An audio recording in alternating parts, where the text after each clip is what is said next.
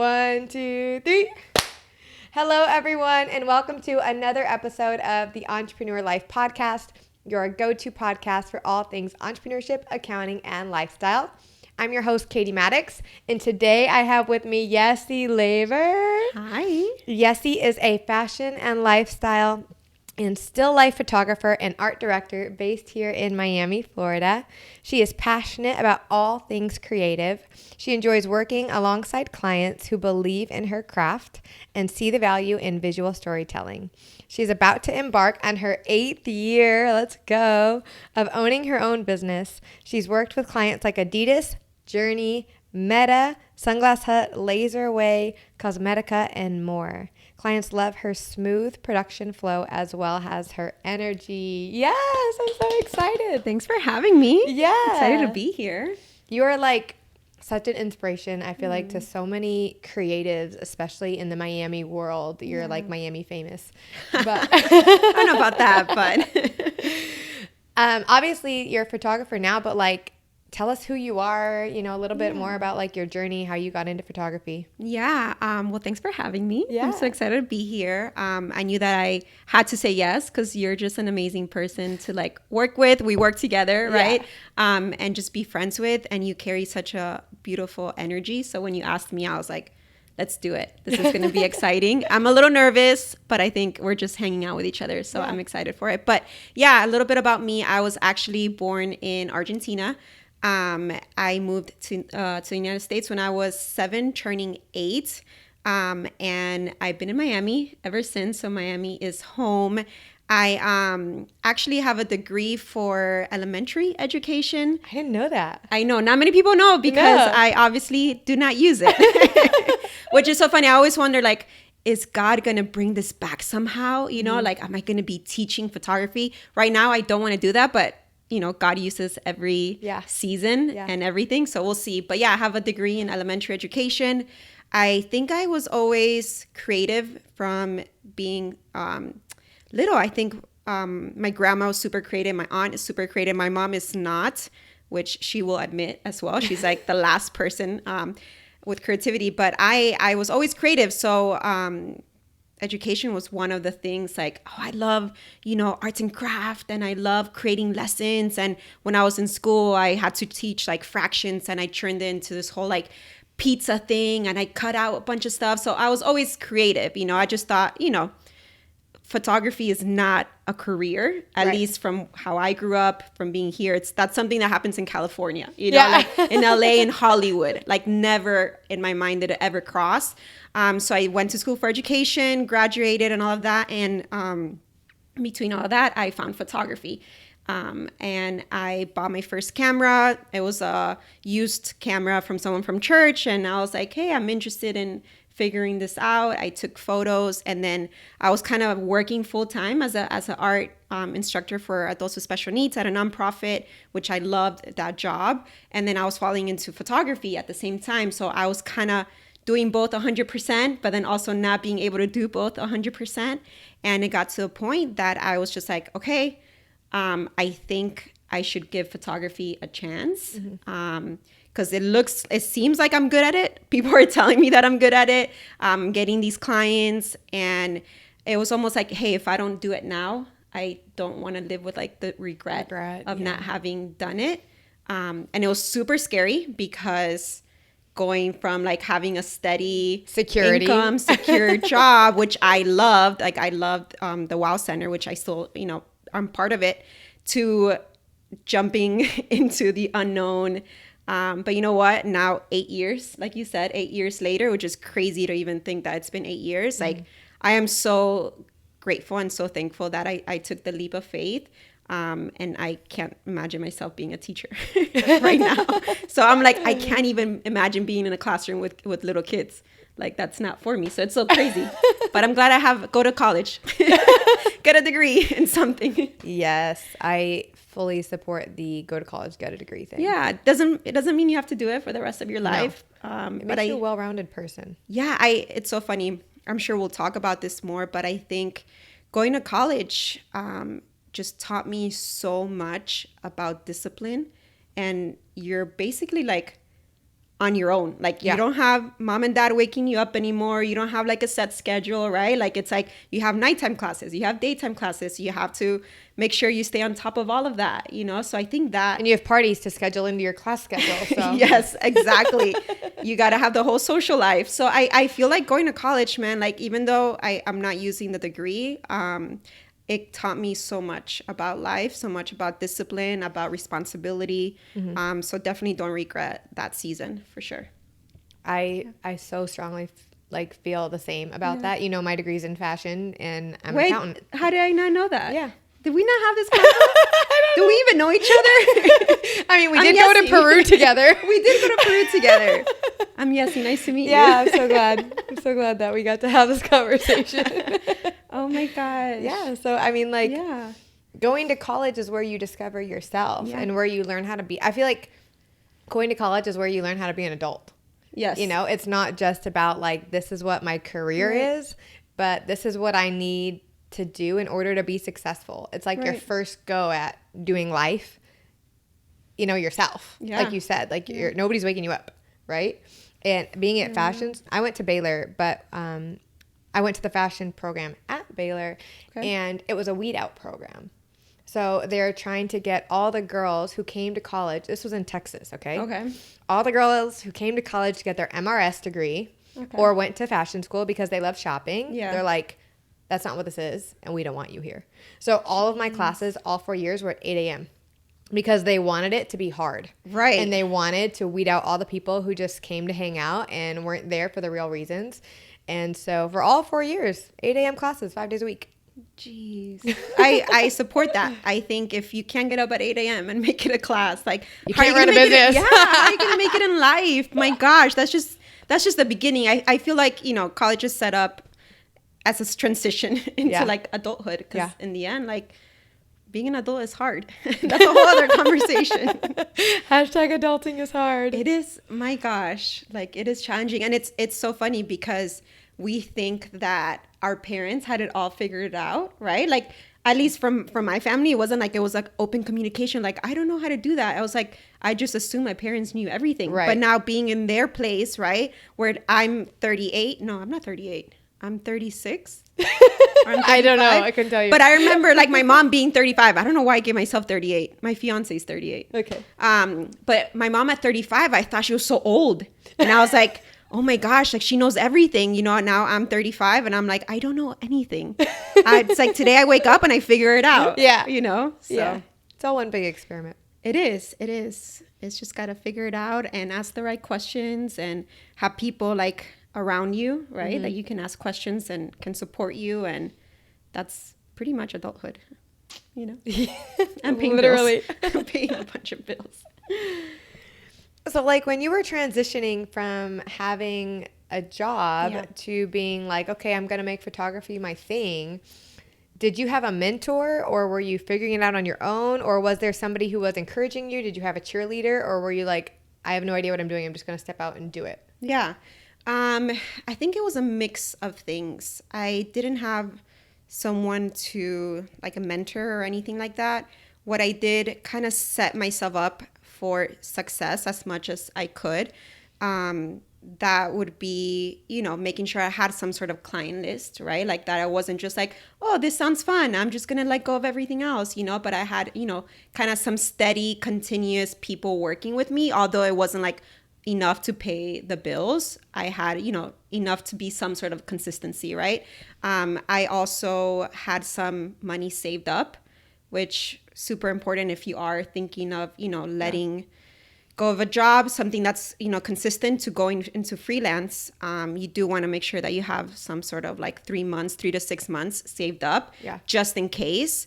And then one of the things that I actually like prayed about and I told God, I was like, hey, I want you to make it clear, like if this is for me, you know, because I kept going back and forth. Like I'm very safe. I'm secure. I love my job. I literally loved my job, you know, but then I had this passion inside me that I wanted to pursue. So I was like, God, can you just make it clear? Yeah. And I remember probably, I don't know if it was like my last 2 weeks of work.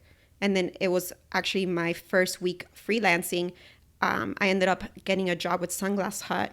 and they flew me and an influencer to Cuba to capture content because Cuba had just opened up their borders, and like we were like one of the first few people to get over there and like visit. And I was like, okay, I'll take that as a sign. Like, this is a huge thing, you know?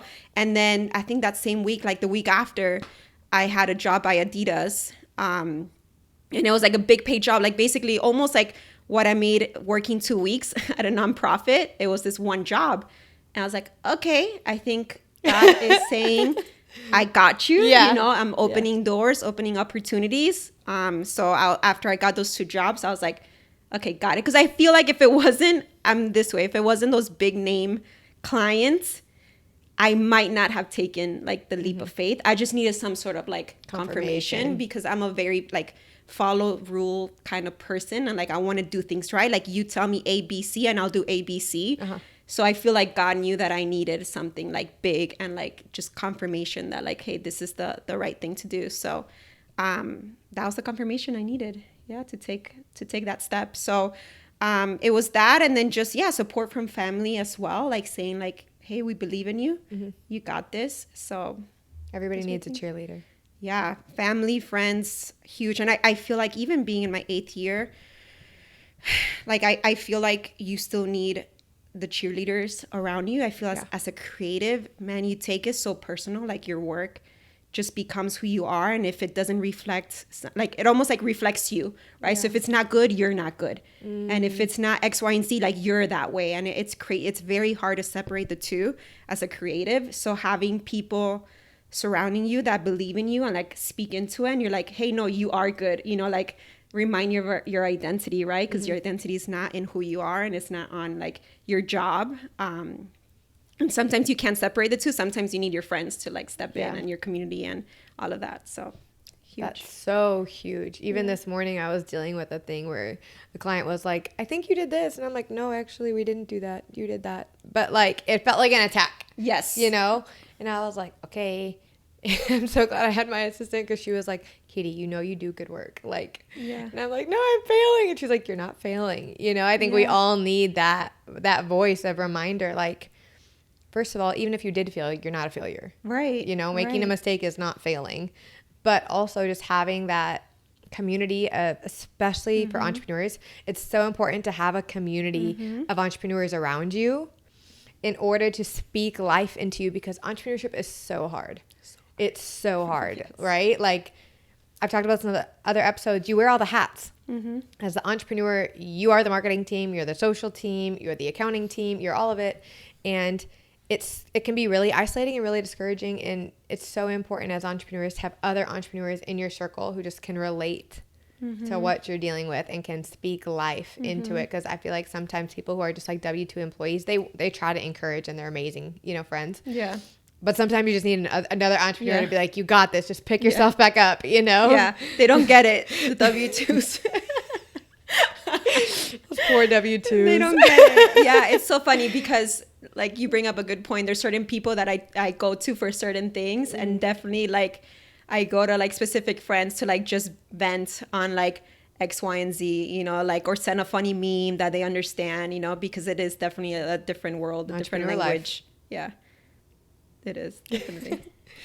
You touched on getting these deals with these big brands, and I think you've had quite a few of those. You've worked with Meta and Adidas, and for somebody who's like just starting out their business, how do you get in front of brands like that? Like, obviously you didn't have 10 years experience, so you really don't need to wait 10 years to get in front of a big name. Do you have any tips for somebody wanting to get in front of these big names from day one? Yeah.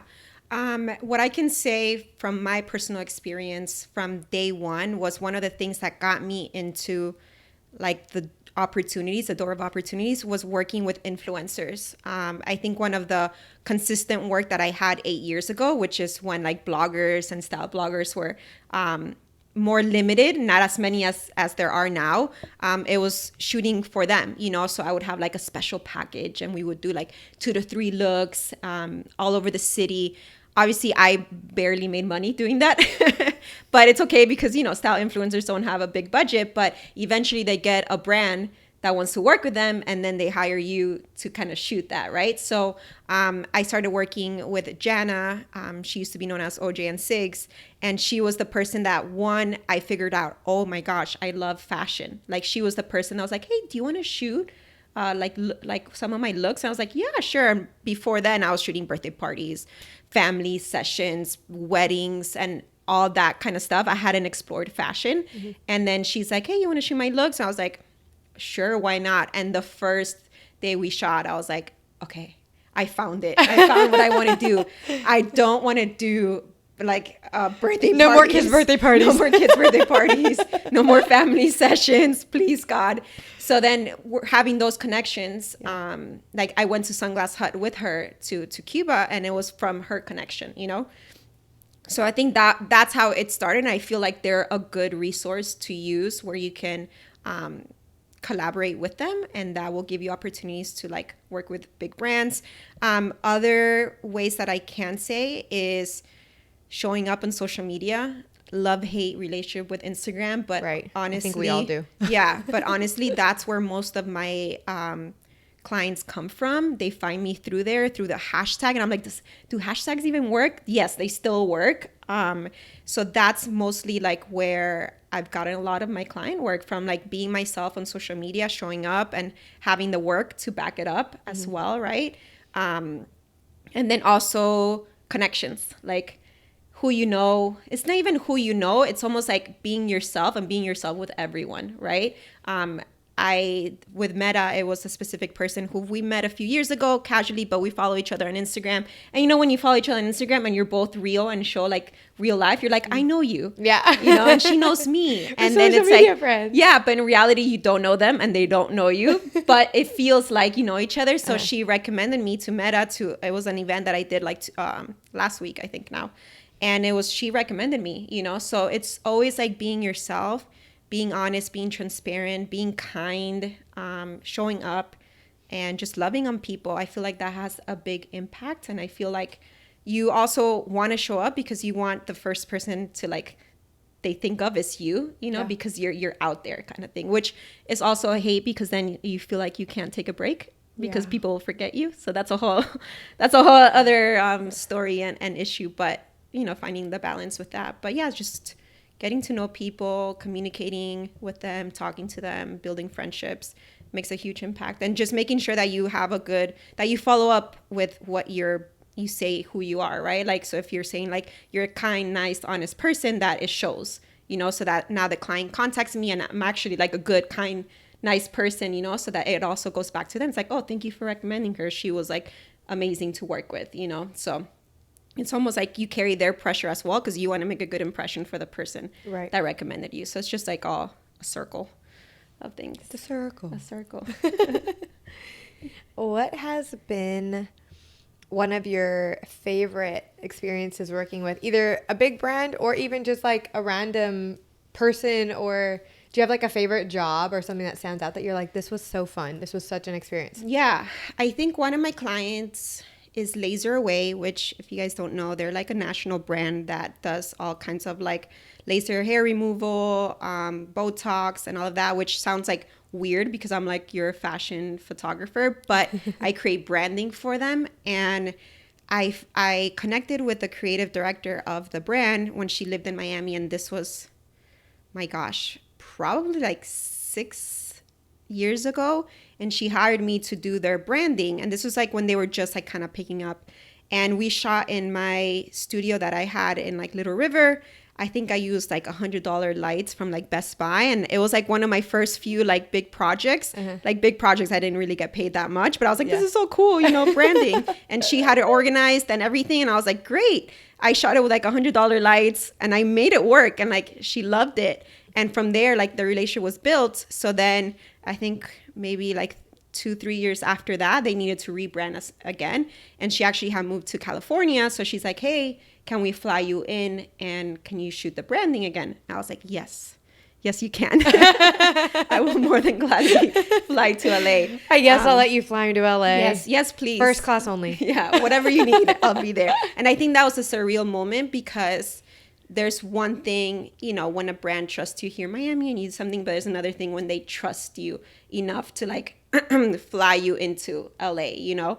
And I love being part of huge productions. So one of my favorite things is working with this company because they do big productions. They have video team, I kind of show up and I do my part rather than sometimes here I have to do a lot of different parts. I create the schedule, hire the models, find the location, and big productions like that, they have a role for that.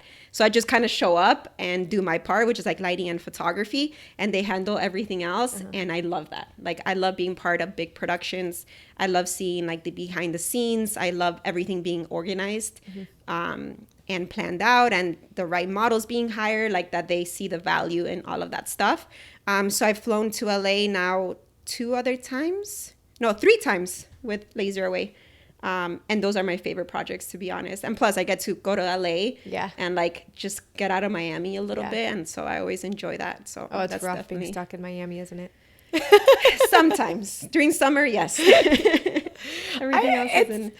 It's like you forget how amazing Miami is though when you're here all the time. And then you go to other places, at least for me, like when I go to other places, I'm like, I love traveling. It's my favorite thing. Yeah. But I love Miami, and sometimes I forget how much I love it until I'm like, I've been gone for a while. I kind of miss it.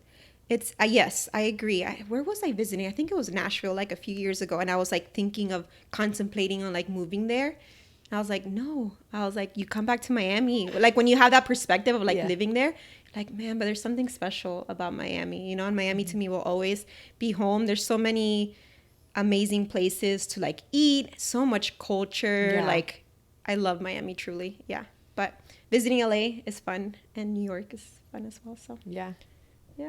So cool. I love all the like fashion stories. I'm like, give me all the fashion stories. It's so funny. Like they're, to be honest and transparent, like they're a lot of fun, but they don't come often. I think a lot of the times, like you said, like we wear 50 hats, and a lot of the time is finding clients. You know, it's not always like, hey, I'm going to sit around, you know, and like wait for these huge brands to reach out. Like there's so much work in getting people to notice you and being out there and finding clients that you love. Because a lot of the times as a freelance photographer, you don't get to do the stuff that you love. You don't get to shoot, you know, fashion all the time. I wish I could say that. I wish I could stand here and be like, yes, all of my clients are fashion clients and I have the best time. They're all big productions and they fly me all over the world. And they all wear pink. Yeah. It's like, no.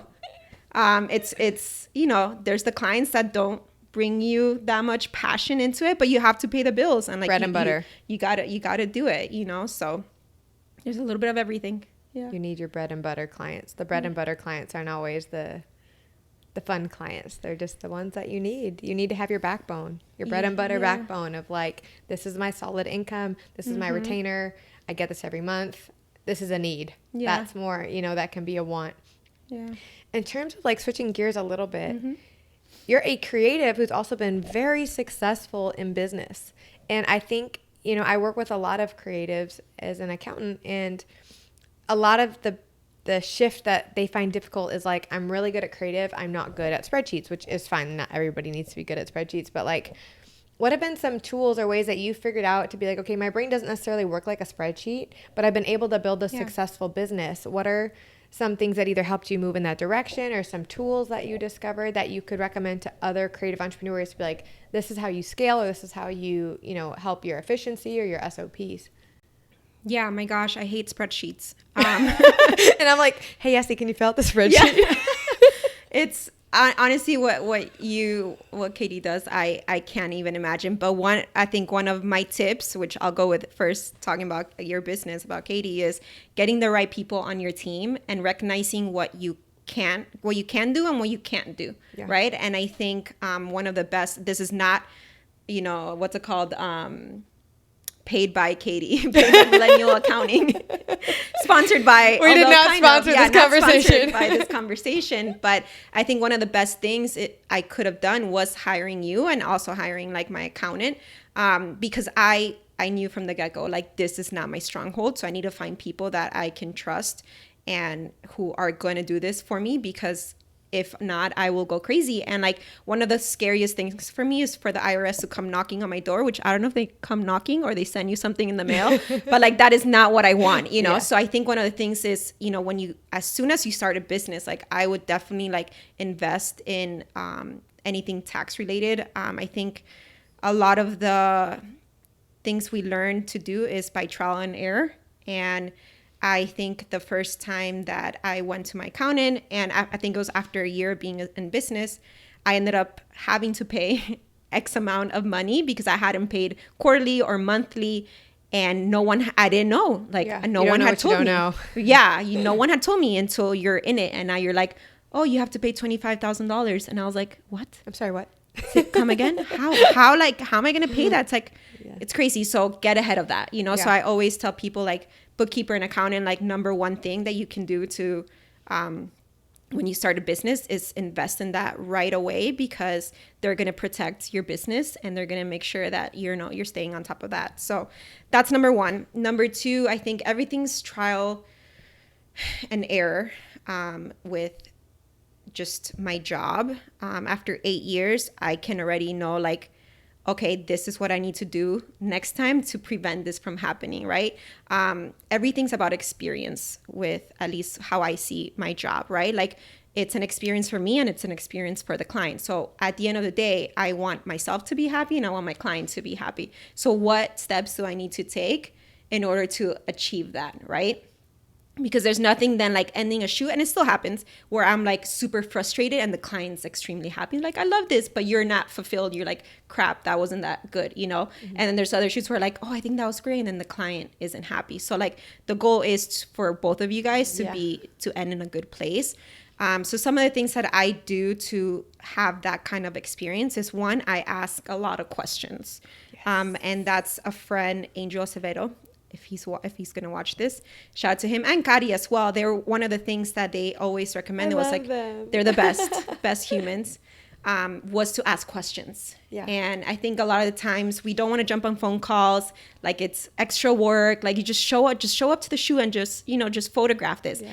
But I've learned that that's not how I work. I work best by setting expectations prior. Yes. And that takes communicating. What are you looking for?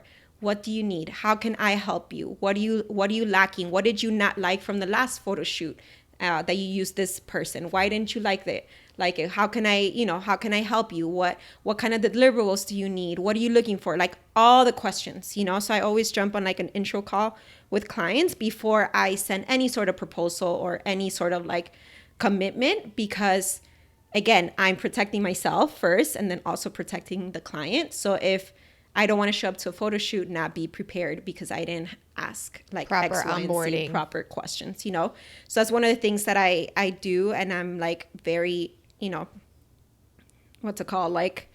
I value that a whole lot. And I also always recommend that to photographers. Like when they ask me like questions, I'm like, just jump on a call with them, like before you commit to anything, and ask them questions. So that's one of my big things. Number three is being organized. I think being a creative is a lot of fun, but showing up to a photo shoot and just being creative could lead to chaos. Yeah. And chaos is not bad unless you're looking for chaos, right? Because creativity is chaos. Like you get to have fun with it and all that stuff. But at the end of the day, it's a business. At the end of the day, it's a job. Mm-hmm. So I want to make sure that we get what we need. We're not just here to have fun, although I wish that's how it was. In the end, it's like there's deliverables that are met, and there's contracts, and there's an investment. There's a big investment for certain people, you know? So I want to make sure that's organized. So I work on like schedules for clients, making sure that every minute is allocated for, and we know what we're doing every minute. Of course, with that, there's room, like when you're organized, there's room for creativity, right? Because you're like, oh, we got what we needed. Now we can get creative, you know? So I value a whole lot, like organizing the photo shoots, making sure that, from 9 to 9:30 is this, from 9:30 to 9:45 is this. And I value that a whole lot. And I think people and my clients are like very happy when they show up to the shoot, and they're like, there's a plan. They're not like, oh, what are we doing now? It's like, no, you have 5 minutes to go to the bathroom. So you should do that. And they schedule everything. I'm like, or like, even like, oh, we have from 12 to 1 to eat. okay, but when do we need to call to make the lunch order? Because if you make the lunch order from 12 to 1, you're eating from 1 to 2. So all that stuff, it's, again, trial and error. I've been there. I've been eating lunch late because we didn't have it on the schedule. So that's one of the things I pride myself in, for sure. It's scheduling, making sure everything's organized, following up with the client as well, like making sure that they're doing their part. And that goes back to like the expectations that we talked about in the first meeting, making sure that what they said they were going to do, they're on top of it. Because although you can trust someone, when you show up, if they didn't do their part and I did my part, in the end, we're not going to have a good, successful shoot. So you kind of have to stay on top of everything. You have to kind of manage your clients as well in like a loving way. So yeah, I'm trying to think if there's any other kind of structure system that I create. That was so good. Yeah. Oh, have one last thing I would like to say. Yeah. I think the energy that you carry during a set or a photo shoot is very important. As the photographer, you're the leader, right? Your client is the one that kind of calls the shots. But if they trust you, you're the leader, right? So if you come into a set and you're down, you're complaining, you're frustrated, people are going to carry that energy, right? And they're going to take that and become that themselves, right? So you want to always carry the energy when you walk into the space and be excited, be happy, like, oh my gosh, be grateful for them, like talk to the models, like form a friendship with them. I think the energy that you carry on set is huge, because it can either break or make the shoot, because everything else could go great, but if you have a really bad, crappy attitude about it, like people are going to be like frustrated and like not gonna flow as nicely. So that's another big thing, that you carry the energy in the room. It's all like your responsibility to carry that. So many good nuggets. I love that. Like setting expectations in any industry is huge. Having an onboarding process in any industry is huge, and just being the leader and taking responsibility for the energy of the room. Like, you don't have to be the most important or the most high ranking person in the room to decide, I'm going to be the person that sets the energy of this room. I'm going to be the one that brings the high energy. I'm going to be the one that makes it enjoyable for everybody else in the room. That's like, that in and of itself is a huge nugget. It reminds me of when I was at JCPenney. I was in their corporate buying program, and I ended up being one of the youngest assistant buyers in the company when I first got out of college. And some of those meetings were so heavy, and I'm with VPs, right? Yeah. These are people running billion-dollar businesses. But I was like, I'm going to be the person, and not that I was this every day by any means. Yeah. But like, just saying, I'm going to be the one that's like asking everybody like, oh, how are your kids? Yeah. Like investing in that connection time and bringing out something that brings joy in their eyes, because once you have that conversation to bring them joy, the whole atmosphere changes, and even like working with models. When I was in the fashion world, models have a rough life. Like, it looks glamorous, but they're constantly told you're too fat, you're too thin, you're too tall, you're too short, don't eat this, don't eat that. Like, there's a lot of pressure on them, and just like having fun with them is such a like breath of fresh air for them. And it's not specific to models, but that just reminded me of kind of my past life, is just be the person who brings the light into the room, and watch how that not only changes the atmosphere, but people will notice you and people will remember you. Like, you're the one who changed the atmosphere of the room. And then when they're like, who should we hire? They're going to think of you. Yeah, I think there's so much value in that. And that's one of the things that I like, just conversation with God. I was doing such an impactful work at the Wow Center at my job before doing freelancing, where I was like changing lives and making an impact. And I'm like, wow, how selfish of me to let go of that to pursue fashion photography, So I'm like, God, how can you use me, essentially, right? How can you use me in this, just in this area? And one of the things that I value a lot in my photo shoots and my sets is providing like safety to these girls, these models, right? Because like you said it, like the modeling life is not glamorous at all. It may appear like on social media, but it's not. They're sent to jobs with zero information. Like they don't know who's going to be there. They don't know who their photographer is. They don't know, except some agencies do take care of their girls. Other girls are just like an Instagram model, you know, they don't know anything. And they just show up to this space praying and hoping to God that it's not someone strange or weird, you know? Yeah. So one of the things that I've always valued, and I always make sure I make it a point, is like, make sure that they feel safe, you know? And that goes from like fixing the hair, just letting them know like, hey, I'm going to fix the hair. I'm just going to move it. Okay. Because you're touching someone else. Them. Right. Wow. And like, even something minor like that, like it goes through my head. I don't ever want to touch someone without letting them know that I'm going to touch them, you know, because I've heard like such horror stories. So I think that's one of the things, making sure that the space that you create for these models, that they feel safe, that they feel comfortable. You know, I will always ask for their age as well, because sometimes agencies will send you a 16-year-old that looks like a 23-year-old. And then you like have them, not that I shoot anyone naked, but having them show some like more skin than they're used to. And I always ask, hey, how old are you? And if they say they're 16, like, okay, I scratch out the look that I had and I'm like, okay, let's do something else, you know, because I don't ever want to make a 16-year-old feel like showing more than they need to. Like, I'm so like paranoid about that. And then asking them like, hey, are you comfortable? Are you comfortable with this? Hey, there's a bathroom if you want to change there. Like, hey, how can we make you feel more comfortable? Like all of that stuff. It's super important because it's crazy what they step into. It's very scary. So that's another big thing, like creating a safe space for everyone involved.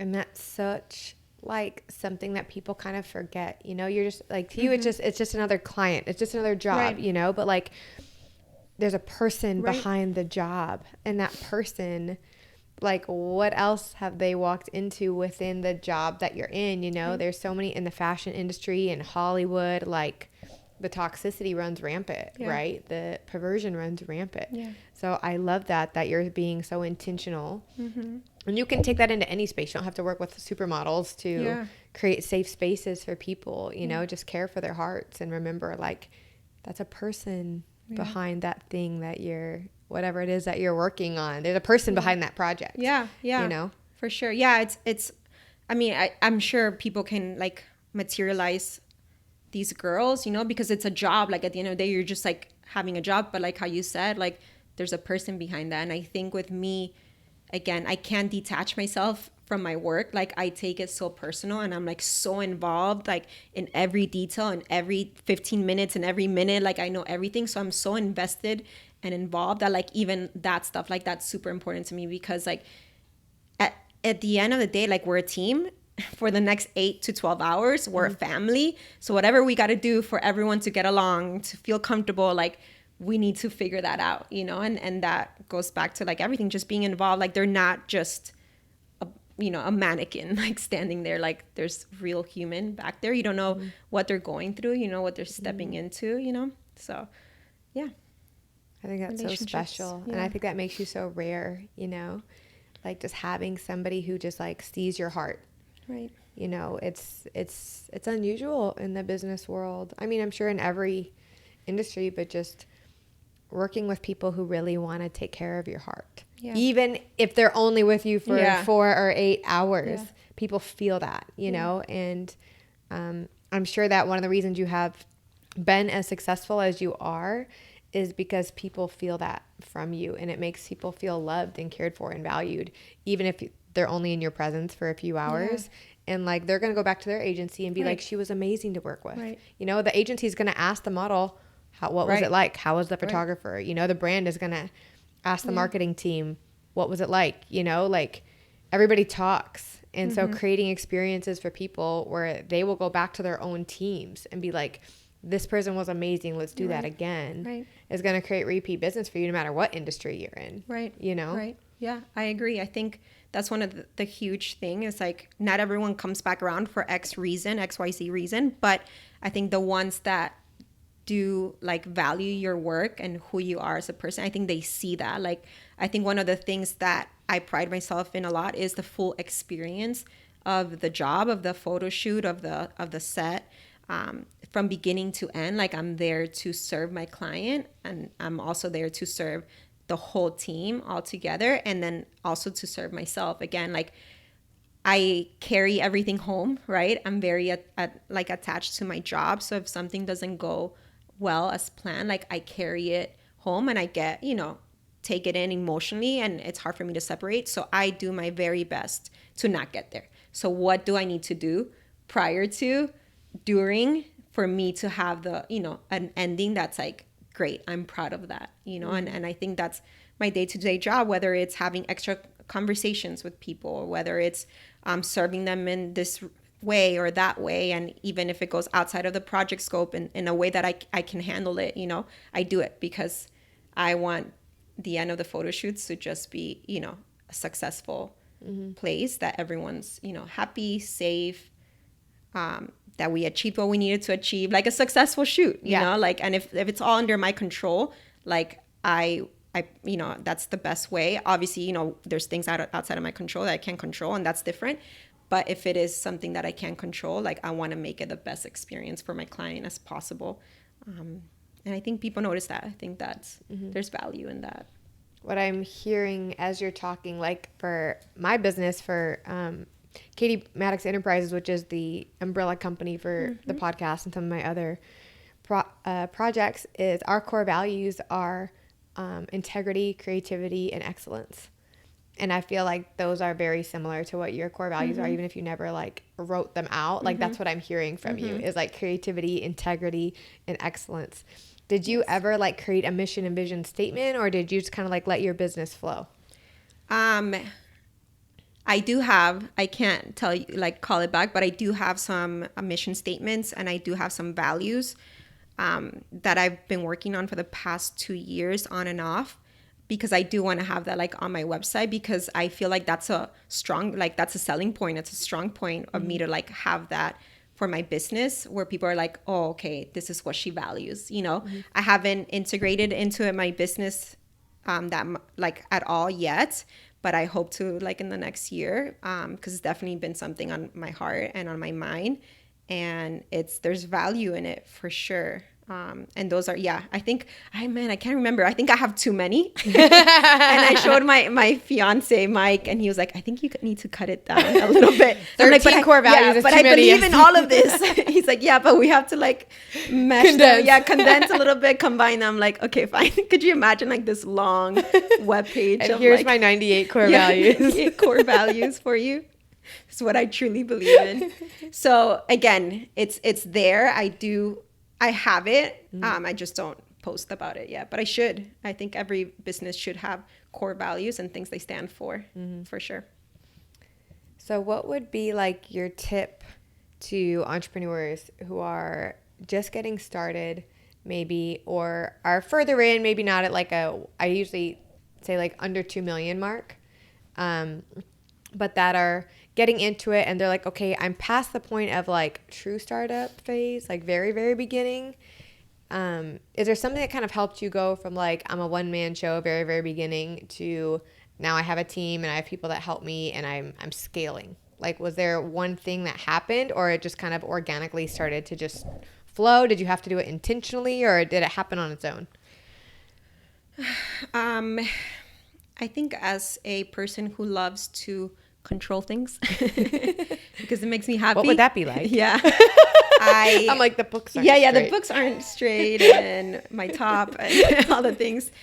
I had to get to the point where like I had to ask for help, and I probably could have done it sooner, but again, I think when you get people around you to support you, or around you to like as a team member, or like you're paying them, like you have to trust them. And I think that's one of the big things for me, like has to be someone that matches my energy, right? That matches my vibe, my humor, because you're going to be around me for a long time, right? So if we don't vibe, if we don't get along, like it's not going to work out. I also, I see things. So like I've had a bunch of assistants like come help me at photo shoots, and I watch you. Like although I'm 110% committed to the photo shoot, I see how people act on sets, their energy, like the questions, how they talk to my clients, how they help me, and all of that. So all of that has to also match what I believe in and all of that. So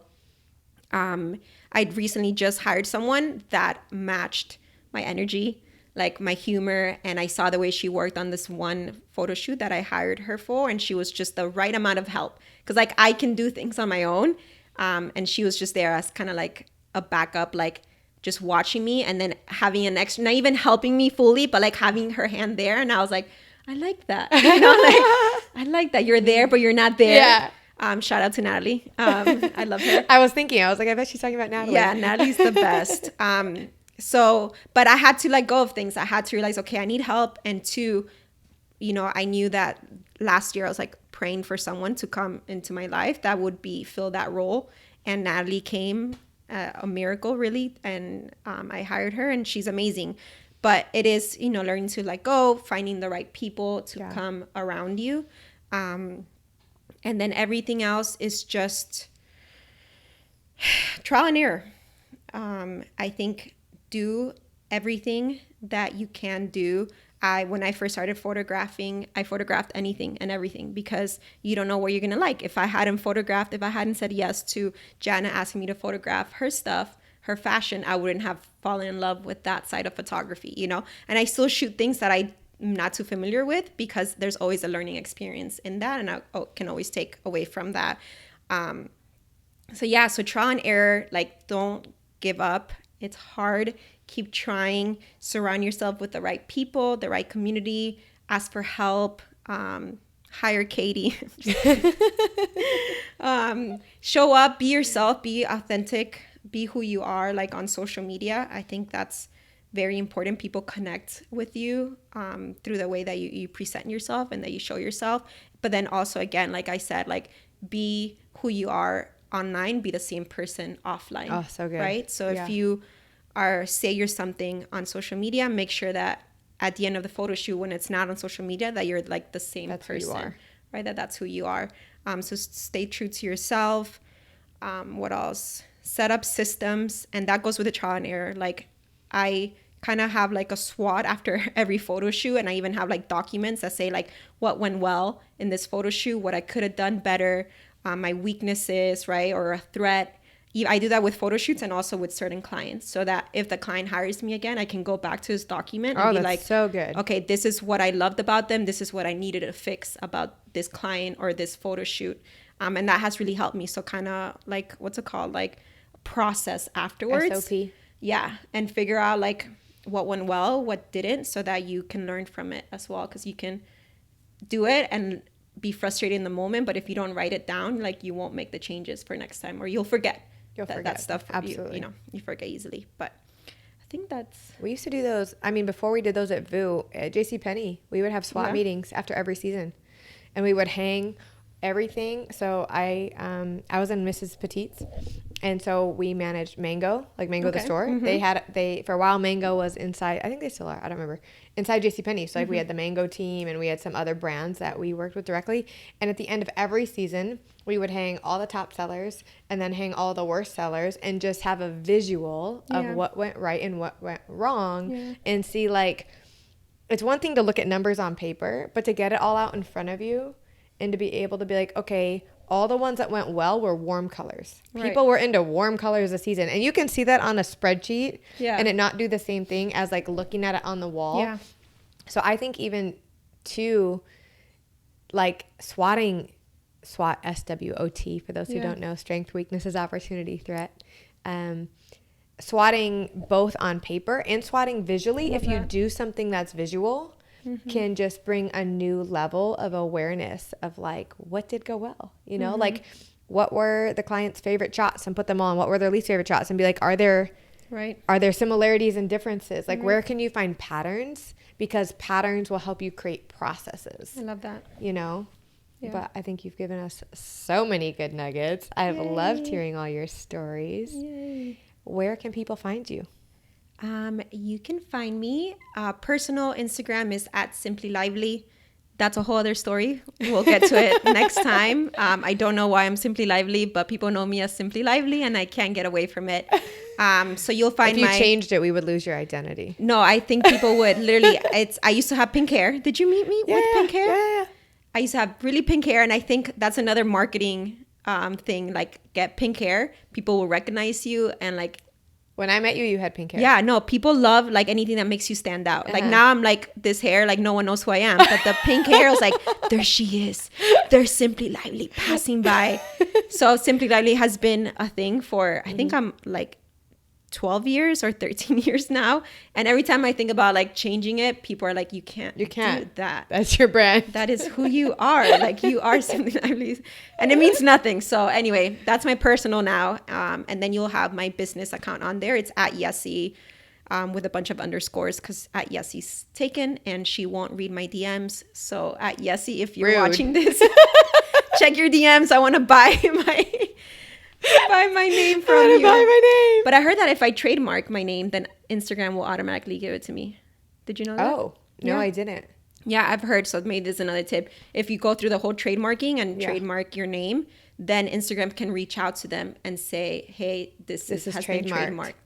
Wow, tips. I have another client who's going through trademarking right now. I should ask her. Yeah, ask her, see if she can do that. But anyway, and then my website is yesi.fun. Do you want to spell your name for them? Yeah, YESI.fun, F-U-N. So fun. So fun. I'm a fun person. Yeah, you are. You can't tell from sitting here very stiff, nervous. I think I was like this the whole time too. Like I didn't even open up my arms. I think I didn't move my body, just like my chin. T-Rex arms. I should have relaxed more. I should have done this. Should post. You still can. You have a few minutes. Well, it's been so fun having you. Likewise. I love all your nuggets. I love all your stories. I know you were nervous. There was no reason for you to be nervous. We go way back. Yes. But it's been fun. And I'm excited to see where else your business is going to go, all the things that are going to come your way. Yeah. It's been so fun getting a front row seat to all the things that you're doing. Thank you. Love you. And that's it for today's episode of the Entrepreneur Life Podcast. We'll see you next time. And remember, today's a great day to start a business. Bye.